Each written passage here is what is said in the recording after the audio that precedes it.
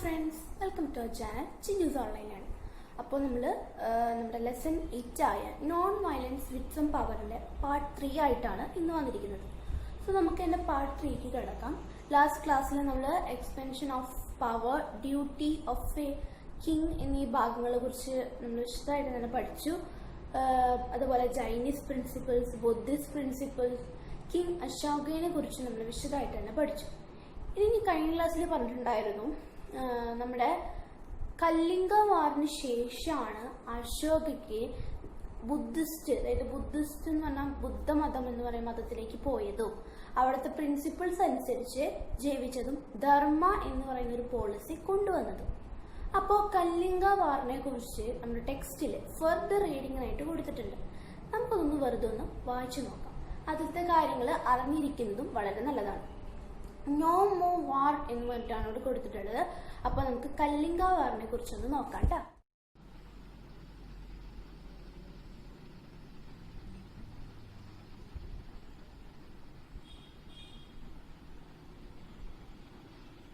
ഇത് നിങ്ങൾ വായിച്ചു നോക്കാം. ഇതെന്താ സംഭവം എന്ന് വെച്ചാൽ, അശോക സിംഹാസനത്തിൽ ഇരിക്കുന്ന സമയത്ത് കുറെ യുദ്ധങ്ങൾ നടത്തിയിട്ടുണ്ട്, അവന്റെ സാമ്രാജ്യം കൂടുതലായിട്ട് വളർത്തിക്കൊണ്ടുവരാൻ. ഒരു ദിവസം അവൻ കലിംഗയിലുള്ള രാജാവിനെ ഈ യുദ്ധത്തിന് ഞാൻ തയ്യാറല്ല, ഞാൻ സറണ്ടർ ചെയ്യാം എന്ന് പറഞ്ഞിട്ടൊരു മെസ്സേജ് കൊടുത്തു. പക്ഷെ കലിംഗയിലെ രാജാവ് അത് വകവയ്ക്കാതെ യുദ്ധത്തിനുള്ള തയ്യാറെടുപ്പ് നടത്താനായിട്ട് പറഞ്ഞു. 261 BCയിലെ അശോക ഒരു വലിയ സൈന്യത്തെ കൊണ്ടുവന്ന് കലിംഗയുമായി യുദ്ധം ചെയ്യാൻ തുടങ്ങി. കലിംഗയിലെ ആൾക്കാരെ സ്വാതന്ത്ര്യം ലഭിക്കാനായിട്ട് ആഗ്രഹിക്കുന്നവരാണ്. അതുകൊണ്ട് തന്നെ അവർ അശോകയുമായിട്ട് നല്ലോണം എതിർത്ത് നിന്നു. പലപ്പോഴും കലിംഗ അശോകയ്ക്കെതിരെ ജയിക്കാനുള്ള പല അവസരങ്ങളും ഉണ്ടായിട്ടുണ്ട്. ലാസ്റ്റ് നിമിഷം വരെ ആൾക്കാർ വിചാരിച്ചിരുന്നത് കലിംഗ ജയിക്കുമെന്നാണ്. പക്ഷേ ജയം അശോകയോടൊപ്പമായി. പക്ഷെ അദ്ദേഹം ആ യുദ്ധക്കളം നോക്കിയപ്പോൾ അദ്ദേഹം കണ്ടത് പടയാളികള് രണ്ട് സ്ഥലത്തുമുള്ള കലിംഗയുടെ പടയാളികളും അശോകയുടെ പടയാളികളും രണ്ടു ഭാഗത്തും മരിച്ചു കിടക്കുന്നു. വൾച്ചേഴ്സ് അവരുടെ ചത്ത ശരീരത്തിലെ കൊത്തി തിന്നുകയും ചെയ്യുന്നു. കാല് നഷ്ടപ്പെട്ടവരുടെയും കൈ നഷ്ടപ്പെട്ടവരുടെയും അച്ഛനമ്മയെ നഷ്ടപ്പെട്ടവരുടെയും കുട്ടികളുടെയും വിധവകളുടെയും വേദന കണ്ട് അദ്ദേഹത്തിന്റെ മനസ്സലിഞ്ഞു. അങ്ങനെ അദ്ദേഹത്തിന് മനസ്സിലായി, ഇത്തരത്തിലുള്ള ഒരു ജയം അർത്ഥപൂർണമല്ല. അതുകൊണ്ട് തന്നെ അശോക ബുദ്ധിസം എന്ന് പറയുന്ന മതം സ്വീകരിച്ച് ബുദ്ധിസ്റ്റിന്റെ പ്രിൻസിപ്പിൾസ് അനുസരിച്ച് ജീവിക്കാനായി തുടങ്ങി. അദ്ദേഹം ധർമ്മ എന്ന് പറയുന്ന ഒരു പോളിസിയും ഏറ്റെടുത്തു. ഇതാണ് കലിംഗ വാറിനെ കുറിച്ച് പറഞ്ഞു കഴിഞ്ഞാൽ. അതാണ് പിന്നെ അശോക നോ മോർ വാർ എന്ന് പറയാൻ കാരണം. കലിംഗ വാറിനെ കുറിച്ച് നിങ്ങൾക്ക് മലയാളത്തിലാണ് പറഞ്ഞു തന്നത്. കലിംഗ വാറിനെ കുറിച്ച് അങ്ങനെ ചോദിക്കാറില്ല. അത് വായിച്ചു വയ്ക്കുന്നത് വളരെ നല്ലതാണ്. നിങ്ങൾ ഇംഗ്ലീഷിലൊന്ന് വായിച്ചു വയ്ക്കാൻ, ഞാൻ മലയാളത്തിലേക്ക് ഒന്ന് വിശദീകരിച്ച് തന്നു എന്ന് മാത്രമേ ഉള്ളൂ.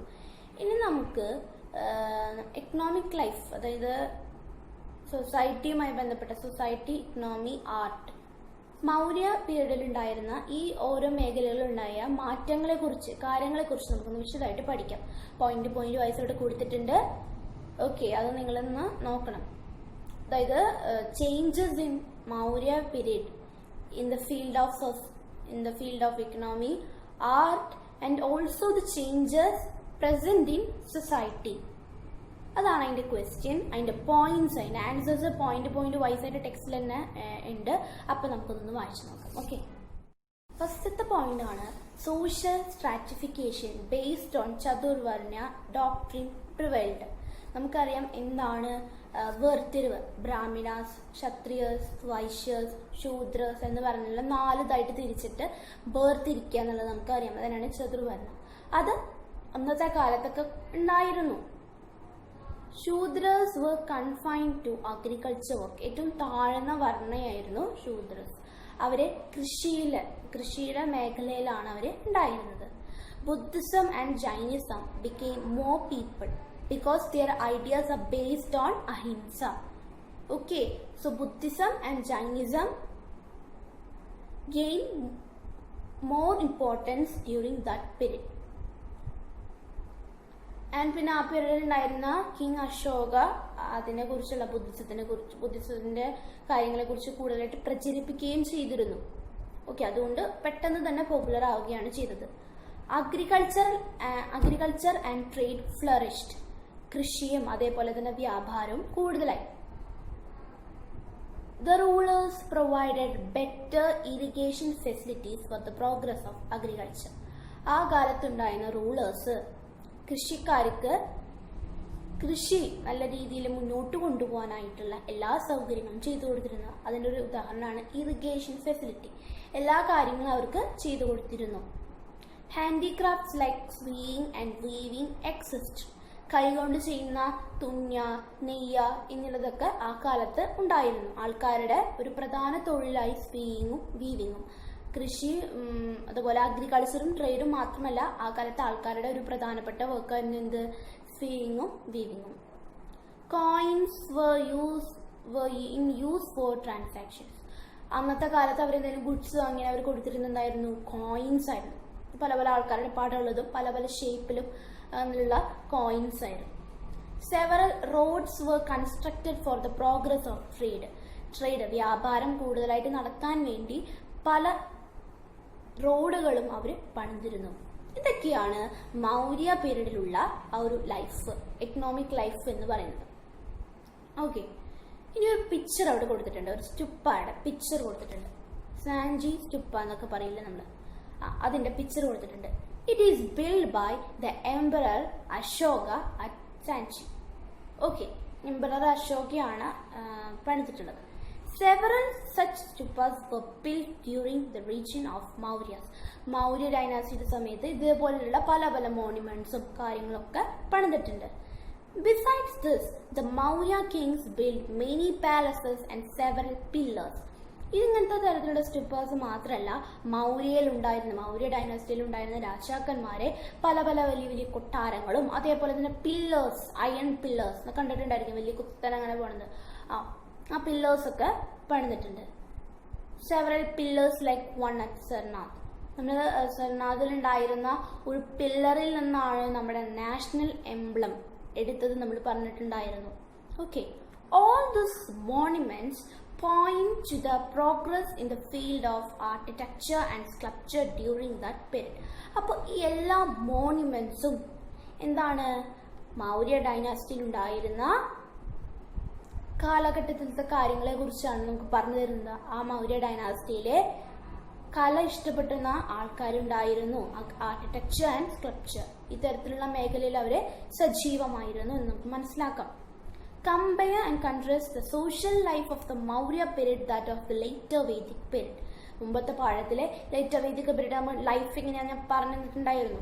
ഇപ്പൊ മൗര്യ ഡൈനാസ്റ്റിയിൽ നോക്കിയേ, അവരുടെ സോഷ്യൽ ലൈഫ് കണ്ടു അല്ലെ. ഇനി നിങ്ങൾ മാർക്ക് ചെയ്യേണ്ടത് സെവറൽ സച്ച് വേണ്ട സ്റ്റുപ്പാസ് were built during the region of Maurya തൊട്ട് progress in the field of architecture and sculpture during that period. അവിടെ വരെ മാർക്ക് ചെയ്യുക. ആ സോഷ്യൽ ലൈഫ് ചോദിക്കുമ്പോൾ അത് എഴുതേണ്ട ആവശ്യമില്ല. ബട്ട് വേറെ രീതിയിൽ ക്വസ്റ്റ്യൻ ചോദിക്കാം. ലൈഫ് ഓഫ് മൗര്യ എന്ന് ചോദിച്ചു കഴിഞ്ഞാൽ നമുക്ക് ഈ പോയിന്റ്സും, അതായത് അന്നത്തെ രാജാക്കന്മാരുടെ കാര്യങ്ങളും അവര് ആർക്കിടെക്ചറിലും സ്കൾപ്ചറിലും അവര് ഉണ്ടായിരുന്നു, അവരുടെ പ്രോഗ്രസ് എന്തായിരുന്നു ചോദിക്കുമ്പോൾ നമുക്ക് ആ വരികൾ കൂടിയും എഴുതി ചേർക്കാനായിട്ട് സാധിക്കും. Okay, then transition of ages. പല പല കാലഘട്ടങ്ങൾ കഴിയുമ്പോഴും പുതിയ പുതിയ ഡൈനാസ്റ്റികൾ വരും, പുതിയ പുതിയ രാജാക്കന്മാർ വരും, പുതിയ പുതിയ നിയമങ്ങളാവും, പുതിയ പുതിയ നയങ്ങളാവും. അപ്പൊ നമുക്ക് നോക്കാം. After the decline of Mauryan Empire, the 4th century AD marked the growth of a new dynasty in the Gangetic Plain, the Guptas. Mauryan Empire കുറെ കാരണങ്ങളാല് ഇല്ലാതായപ്പോ 4th century AD എന്താണ്, ഒരു പുതിയ ഡൈനാസ്റ്റി വളർന്നു വന്നു ഗാൻജറ്റിക് പ്ലെയിനിലും. ഏതായിരുന്നു? ദ ഗുപ്താസ്. ഗുപ്ത പീരീഡ് ആണ്. Okay, ഇനി important rulers of the Gupta period. Chandragupta 1, Samudragupta and Chandragupta 2. Chandragupta 1 ഉണ്ട്, 2 ഉണ്ട്, and Samudragupta. They were the important rulers of the Gupta dynasty. Gupta ഡൈനാസ്റ്റിയിലുള്ള ഇമ്പോർട്ടൻ്റ് ആയിട്ടുള്ള റൂളേഴ്സ് ആണ് ആര്? ഇവർ 3 പേരും. By the end of the Gupta period, there was a remarkable decline in trade with distant lands. ഇനി അതേപോലെ തന്നെ ഗുപ്ത പീരീഡ് അവസാനിച്ചപ്പോൾ എന്തുണ്ടായത്? ട്രേഡ് ഉണ്ടായിരുന്നു അല്ലെ. ആ ട്രേഡ് ദൂരെയുള്ള കരകളുമായിട്ടാണ് ട്രേഡും കൂടുതലായിട്ട് ഉണ്ടായിരുന്നത്. ഗുപ്ത പീരീഡ് അവസാനിച്ചപ്പോൾ ദൂരെയുള്ള സ്ഥലങ്ങളുമായിട്ടുള്ള ട്രേഡ് അവിടെ നിന്നുപോയി. More people engaged in agriculture. Trade ഇല്ലാത്തതുകൊണ്ട് തന്നെ കൂടുതൽ ആൾക്കാർ കൃഷി ചെയ്യാനായിട്ട് തുടങ്ങി, ജീവിക്കേണ്ട അവർക്ക്. The kings used to offer large shares of land as gift to priests and places of worship. രാജാക്കന്മാരെ വലിയ വലിയ ലാൻഡുകൾ നമ്മുടെ ഈ പുരോഹിതർക്കും അതേപോലെ തന്നെ ആരാധനാലയങ്ങൾക്കുമായിട്ട് വിട്ടുകൊടുത്തു, ഓഫർ ചെയ്തു. The farmers were made to engage in agriculture in these lands by the priest. അപ്പൊ ഇങ്ങനെ എന്ത് ചെയ്യും? പ്രീസ്റ്റുകൾക്ക് ഇങ്ങനെ ലാൻഡ് വെറുതെ കൊടുക്കുകയാണല്ലോ. അപ്പൊ എന്താ ചെയ്യുന്നത്? അന്ന് ആ പ്രീസ്റ്റുകള് കുറെ കൃഷിക്കാരെ, ഫാമേഴ്സിനെ തങ്ങളുടെ സ്ഥലത്ത് പണി ചെയ്യിപ്പിക്കാനായിട്ട് തുടങ്ങി. There was an increase in social inequality during this period. ആ സമയത്ത് എന്താണ്? വിഭജനങ്ങൾ, അതായത് സോഷ്യൽ സ്ട്രാറ്റിഫാക്ഷൻ ഉണ്ടായിരുന്നു. ആൾക്കാർ തമ്മിൽ ഈക്വൽ അല്ല, ഇനീക്വാളിറ്റികൾ, പലതരത്തിലുള്ള ഇനീക്വാളിറ്റികൾ ആ കാലത്ത് നിലനിന്നിരുന്നു. The popularity of Buddhism and Jainism weakened.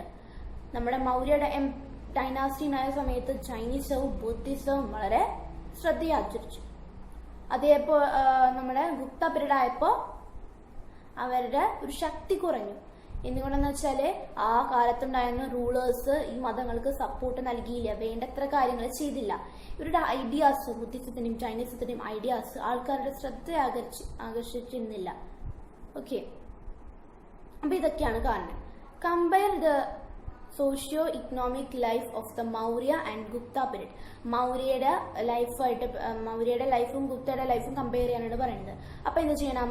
നമ്മൾ നേരത്തെ പറഞ്ഞ മൗര്യ ഡൈനാസ്റ്റിയുടെ ഇപ്പുറത്തെ പേജിലുള്ളത് എന്ത് ചെയ്യണം? ആ പോയിന്റുകളും ഞാൻ പറഞ്ഞ several stupas were built during the fields of architecture and sculpture during that period എന്നുള്ളതാണ് മൗര്യയുടെ ഉത്തരം. ഗുപ്തയുടെ ഇപ്പൊ നമ്മൾ പറഞ്ഞ ട്രാൻസിഷൻ ഓഫ് ഏജസ് എന്ന് പറഞ്ഞിട്ടുള്ള ആ ഭാഗം മൊത്തം എഴുതണം. ഓക്കെ, ഇനി നമുക്ക് അടുത്തത് ഭാഗം നോക്കാം. Blooming of Buddhism. Many works were written in Sanskrit during the Gupta period. Gupta പീരീഡിന്റെ സമയത്ത് സാൻസ്ക്രിറ്റ് ഭാഷയിൽ പല ഇതുകളും രചിച്ചിട്ടുണ്ട്. Kalidasa was the most important of that period. കാളിദാസിയായിരുന്നു ആ ലിറ്റററി ഫിഗറിൽ ഏറ്റവും ഇമ്പോർട്ടൻ്റ് ആയിട്ടുള്ളത്. അദ്ദേഹത്തിന്റെ വർക്കുകൾ നോക്കാം. Abhijnana Shakuntalam, Meghasandesham, Kumarasambhavam are his great works. അദ്ദേഹത്തിന്റെ പ്രധാനപ്പെട്ട വർക്കുകളാണ് അഭിജ്ഞാന ശകുന്തളം, മേഘസന്ദേശം ആൻഡ് കുമാരസംഭവം. നവരത്ന, ആ ബോക്സ് ഫർദർ റീഡിങ്ങിനായിട്ടുള്ളതാണ്, ഒന്ന് വായിക്കുക. A group of 9 scholars who lived in the court of Chandragupta II is known as Navaratna. Gupta പീരീഡിൽ ഉണ്ടായിരുന്ന ഇമ്പോർട്ടൻ്റ് ആയിട്ടുള്ള ഒരു റൂളറായിരുന്നു ചന്ദ്രഗുപ്ത II എന്ന് പറയുന്നത്.